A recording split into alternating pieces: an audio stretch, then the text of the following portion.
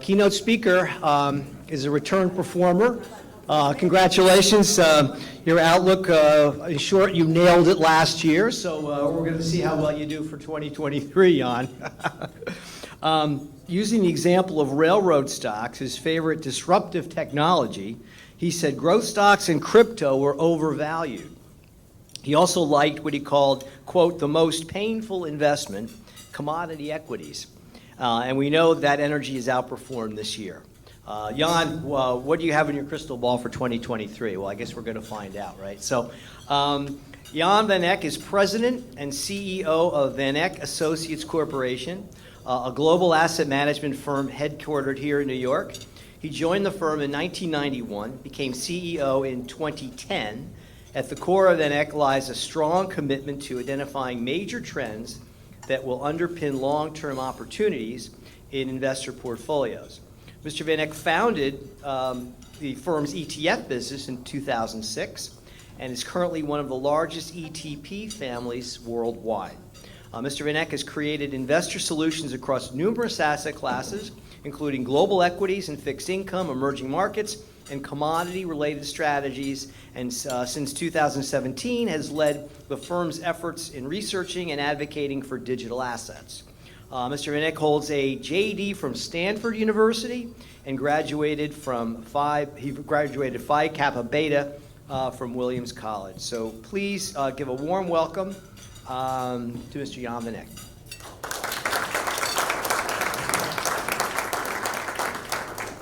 Thanks, Bob. It's great to see everyone again live, and this is always the funnest, I think, is to talk about macro, right? This is all, I can't be wrong because no one knows about the future, and if I'm wrong, I won't be here next year, so it's really easy.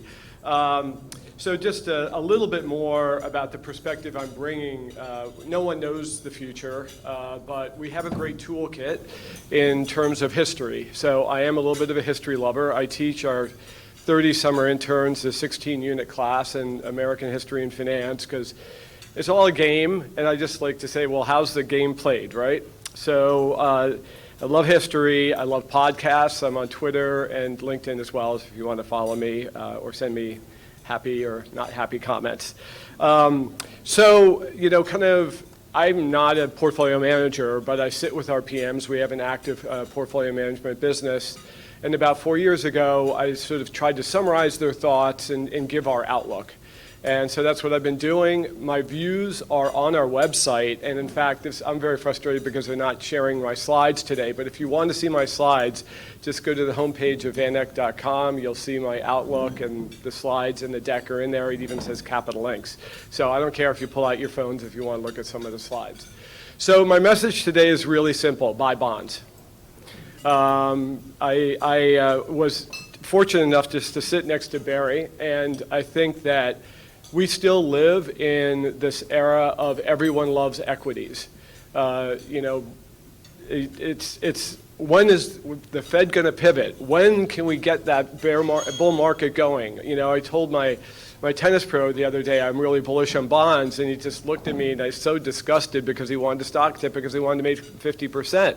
Like, I don't think that's the environment. So let me try to convince you why I think that's not the environment that we're living in.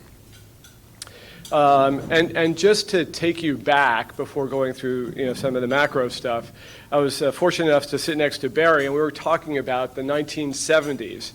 And he said, well, you know, stocks kept going down every day, and the one day that the lights were green, they thought the machine was broken.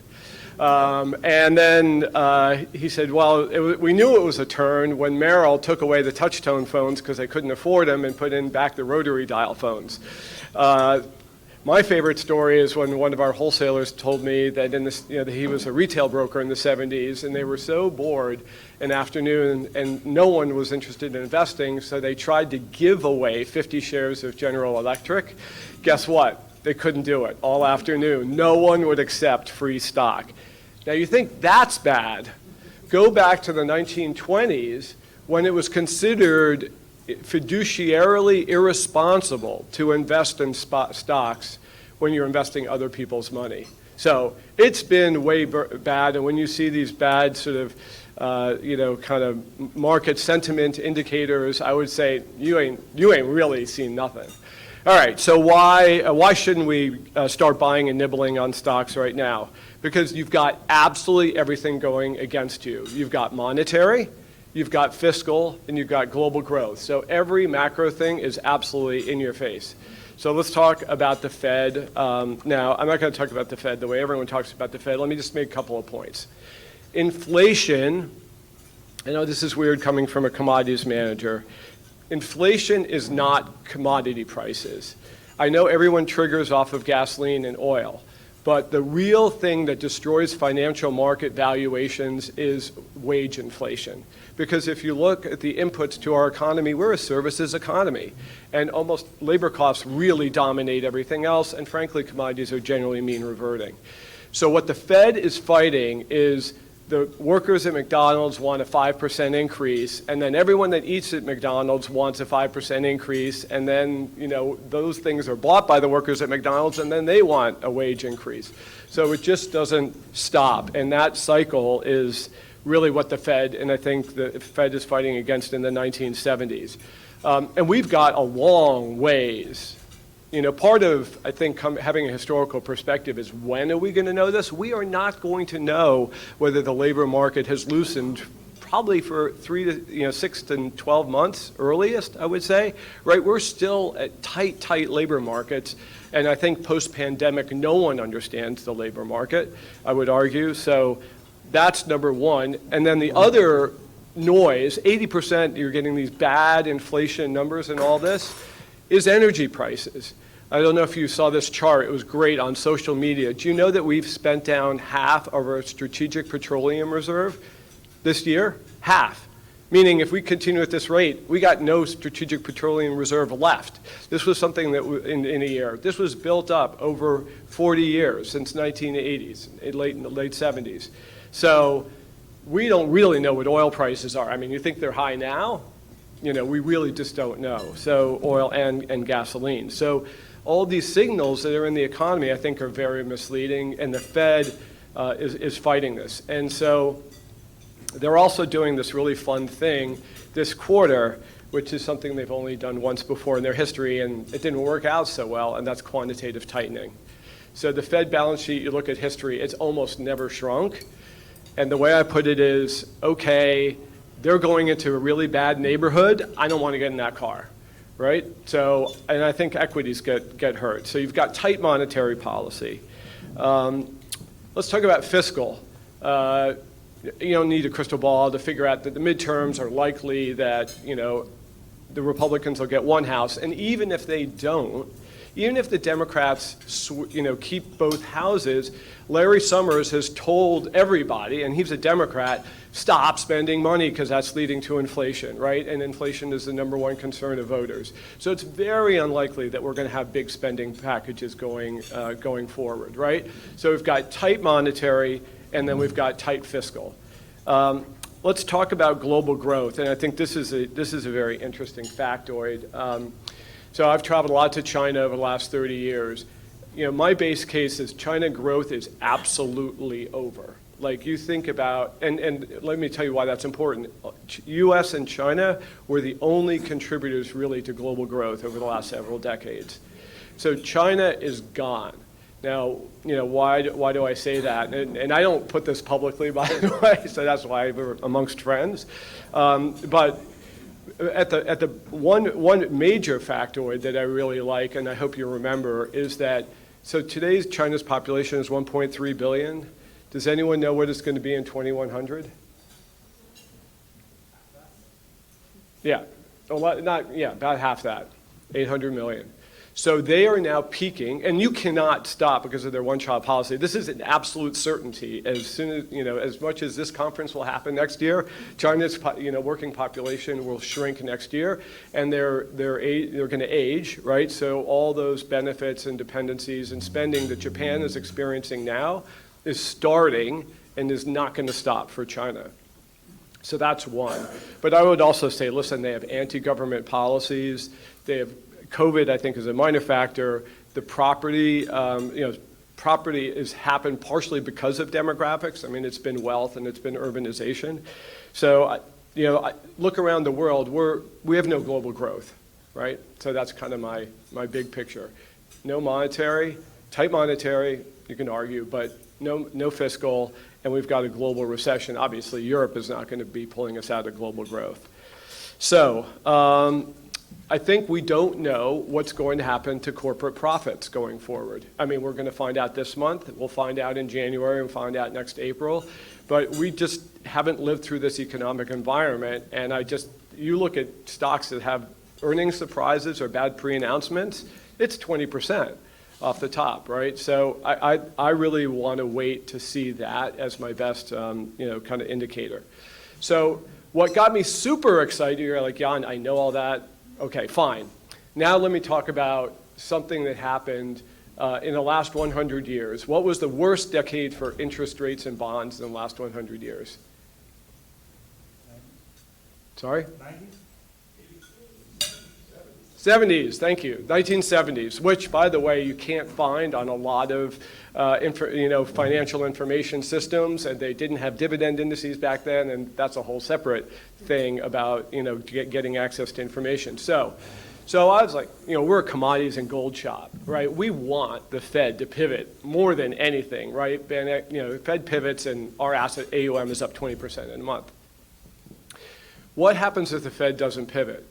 But it's the kind of the 70s all over again. What was the best asset class? Bonds. I'm like, how could bonds, this is what blew my mind, how could worst interest rates, right? Interest rates went from 2% to 20% pretty much over that decade. How could bonds beat stocks? And with a lot less volatility. And it's just because once you get to higher interest rates, right? 1% to 2% is very painful. 1% to 3%, very painful, as we know year to date. But once you start getting up there, 4%, 5%, you're earning a lot of interest, and if you reinvest it, it really protects your portfolio. And if you're looking at your own client statements or you're looking at clients' statements, bonds are not going to be the worst thing in the world, I would argue. So that's kind of where I'm coming from, and my conviction comes from the 1970s. Coming into the year, look, whatever inflation is, it was going to be way above 4%, so our house view was you're going to have interest rates go to 4%. But at a certain point, why not start buying bonds? Now, funnily enough, I don't know if you've heard this or you've said it or you've done it yourself, is, I'll buy, treasuries, short-term treasuries at 4%. I don't know, my view is just buy everything.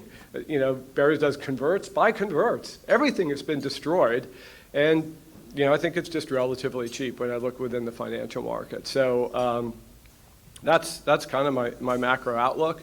For those of you who think the Fed will pivot and are very disappointed in gold, as some of our clients are, I would just give you, for the previous inflationary cycles of the 70s and the 2000s, for the first 5 years of those cycles, the top performing asset class was commodities.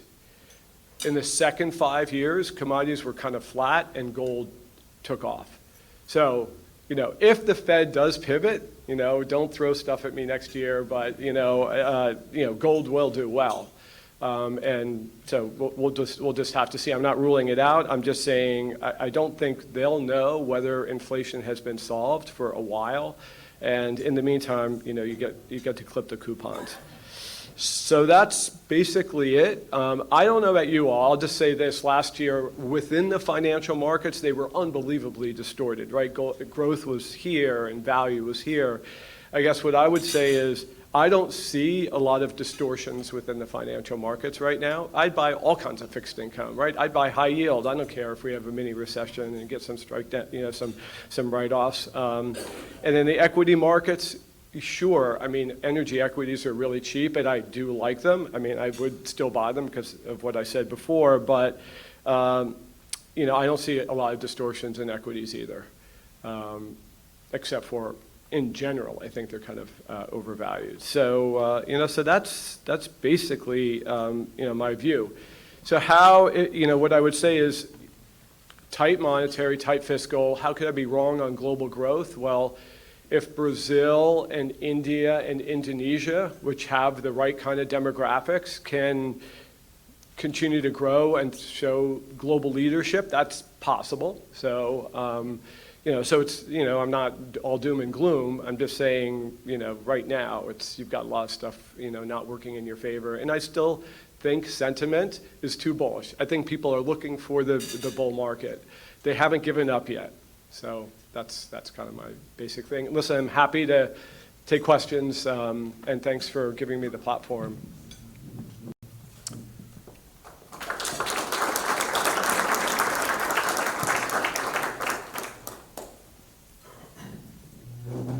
Yeah. Do you think the Fed will pivot because they're focused on the mistakes of the 1970s? Will they what pivot? They won't pivot. Oh, they won't pivot. Afraid of repeating the mistakes of Yes, and the mistakes of last year, right? They were buying mortgage bonds in the hottest housing market, so I think yes, I think they're focused on the 70s. That's exactly right. And so I think, my dad always say, sometimes just take people at their word, right? I mean, they can't be more clear. So I think if you're holding your breath for a pivot, you're going to run out of oxygen, So that's my view. So sometimes timing, we're very impatient, right, as Americans, and I just think it's going to take a while. So, yeah. You mentioned oil. What are your thoughts longer term on U.S. domestic energy production policy? Is this, certainly it's political. Does that change? Does the fact that maybe supply and demand, it gets too expensive to be political? And does it matter whether the House and the Senate, where that goes? Is it a presidential issue? I know there's a lot of moving parts there, but I just would love to know your thoughts at this point in time. Sure. Number one, I think Bill Gates, I mentioned this last year, Bill Gates wrote this book about climate change, and he basically said we need all of the above to get to net carbon neutral. I'm not, the Manchin, I call it the Manchin bill, was all of the above, and even though I'm a Republican, I was very happy with that because I think it was just much more realistic. In terms of all the different solutions that are needed. Now, I know that wasn't your specific question. I love energy stocks. I still love energy stocks because I think that the supply-demand setup is unbelievable. You're coming big picture, right? We had a 10-year bear market in commodities. All the companies were told, don't produce, right? And now they're run by CFOs. They're not run by engineers. And so even if Washington were friendlier, they're not going to go crazy on CapEx. Energy activity growth, it needs, depletion is about 9% a year, I've been told by my expert colleagues, and we have only upped CapEx by about 5% a year. So we're still falling behind in the supply-demand dynamics for oil. So top performing sector for next year. Really? Yeah. Oil services earnings should be up 20% next year, and earnings in this year would be down a lot worse if it weren't for energy companies. Just as a follow-up, because I'm interested, is it politically speaking, and I know there's a lot of moving parts here, do we ever get to a point where U.S. energy supply is so important that we can't rely on these other countries that may or may not be our friends, that it forces the hand here, irrespective of your politics? Does it ever get to that, or is it really one group likes oil development here and one group doesn't, and whoever's in power, that's going to push the policy? First of all, we're generally energy independent now. Right, so we're okay, I would say, but it's prices globally because we live in a global economy. So yeah, that's kind of my perspective on that. Let me give you a juxtaposition. In the 1970s, for those of us who lived through it, there was a country in Europe that said, I really don't want to be so dependent on the Middle East. So I am completely going to change how I get electricity. And that was France. And they went to 70+% nuclear, right? I don't see that conviction now, right? We were starting from such an, I'll call it, environmentally conscious mindset I don't see I see people barely thinking about restarting their nuclear plants, much less really making a major shift in policy.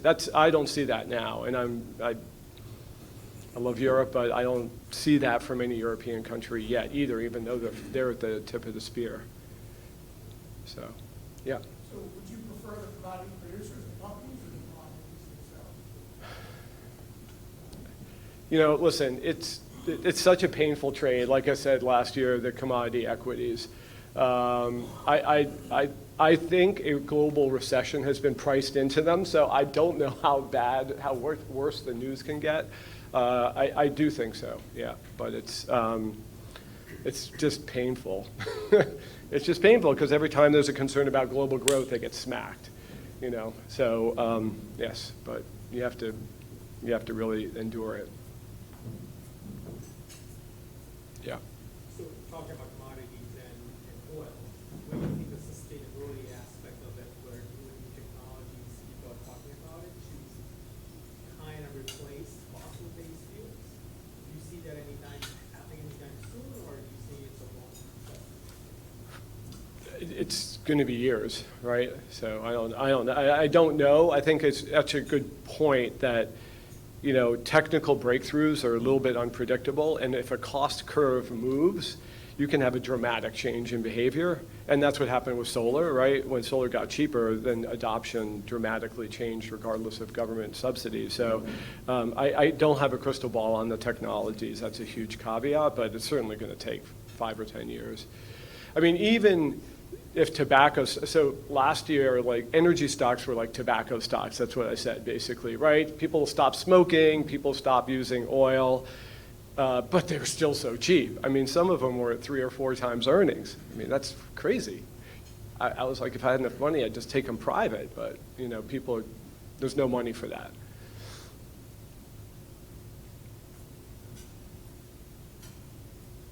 Cryptocurrency. Yes. So I don't know, my two comments, because I'm bullish Bitcoin, as you know. I would say been bullish in 2017. We hit all-time highs last year. This pullback has been way worse than I expected. You have, I still think that Bitcoin is a gold alternative. I think anyone who wanted to buy Bitcoin now owns it already, so it's less of a headwind for gold. If the Fed pivots, they'll be great. But if the Fed doesn't pivot, which is my base case, they'll kind of, you know, meander. The not enough information. So one of the dreams of crypto enthusiasts is to disrupt the payments, right? So everything here probably MasterCard and Visa they're not in the room, I'm sure, took 2.9%. They take 2.9% on so much of the American economy, which is insane, right? So the question is, can crypto disrupt that? Not clear yet. Ethereum's too expensive. They haven't really got a scaling solution, but I spent half of my waking time thinking about it and looking for it. So unknowable, but I wouldn't rule out technology. Follow-up question. You said you're bullish on Bitcoin. Can you tell me why? What is other than disruption, what are the other? Because long term, we have borrowed way too much money. And, listen, so I got to tell you the gold story, right? So my father, in 1968, I'll give you the short version, basically sold the only fund he was managing and bought gold mining shares with 80% of the portfolio. Gold was fixed at $35 an ounce. Gold had been fixed against the dollar for the entirety of U.S. history, so 170, 80 years at that point, right? And he was expecting some kind of major change, and that's why I love history, because he didn't care about American history. He would come to the dinner table and talk about the Ottomans. Did you know why the Ottomans had the longest empire? Because they used gold for the longest amount of time. So eventually, we have way too much debt in this country, right? All paper currencies go to zero eventually, because governments can't help themselves, especially reserve currencies. Will that be in my lifetime? I don't know. That's why I can't give you a time frame, but absolutely gold and Bitcoin, I think, will be part of people's portfolios if and when that happens. I love the United States. I think they've got a long runway, but it's just we have a lot of debt. The government has a lot of debt right now, so I don't know when that happens, though. That's the story. Yeah. Blockchain, what do you expect to be the most important benefits long term? Well, I think just for financial services, payments, number one, meaning you can just send money or value cheaper than through the traditional banking system and instantaneously. As I said, we don't know if that will happen, but it should happen at some point. I guess, the way crypto people frame it, these new technologies like gaming and the metaverse and all that kind of stuff is, excuse me, Web 3. Web 3. They say the internet was Web 2, right? Facebook and Amazon and all that, and everything built on crypto is Web 3.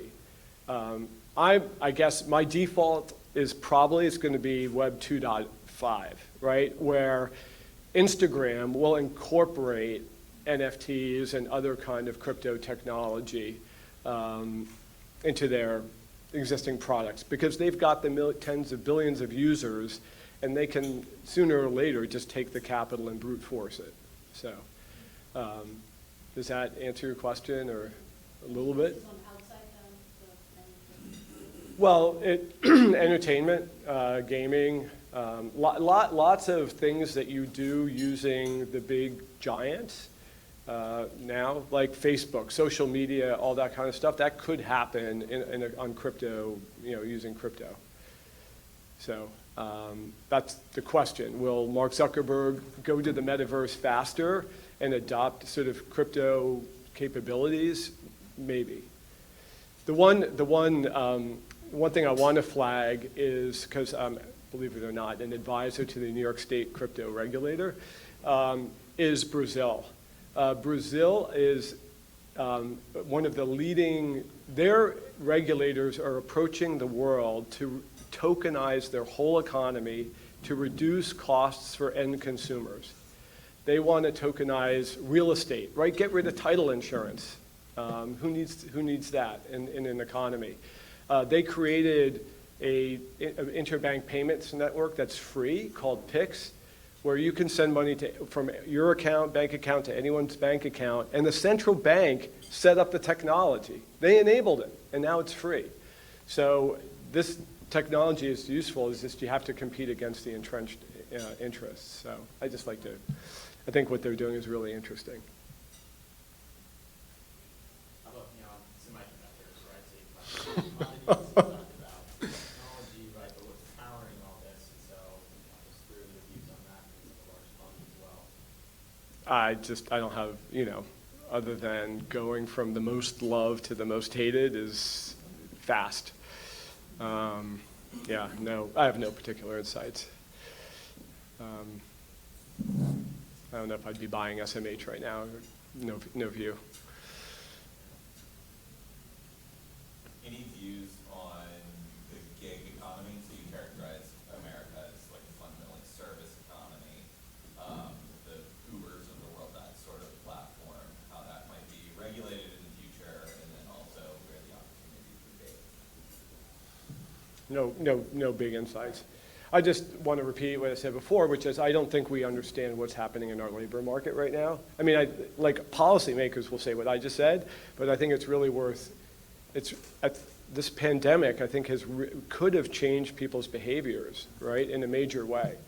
We were talking about riding the subway, and people are afraid of crime on the subways, which we get, but we looked at the statistics, crime is actually flat. But the perception is much different. So I think that's just true for so many things. We visited one of our big vendors in Boston, and it was they have a big work from home policy, but everyone was supposed to be working that week. Like 10% of the people were in the office. They can't make them go in. So I just think that's just reflective of this, one of the economic uncertainties, because the Fed is fighting it, right? it's interesting to talk about the gig economy, but it's important if if your central bank is trying to get basically unemployment up, wage inflation down, but they don't really know like no one really knows how the labor market's going to react. So that's why I just think it's going to take a long time. Yeah. You seem to have a central thesis of currency debasement. At what time does that start to levitate equities? No idea. No idea. No idea. I mean, the contrarian me thinks the dollar is, especially with the Barron's headline last weekend. The Barron's featured the strong dollar as his cover story, and whenever, magazines do that, you kind of want to sell your dollars. But but that's timing and investments is the super hardest thing, right? I have no idea. No idea.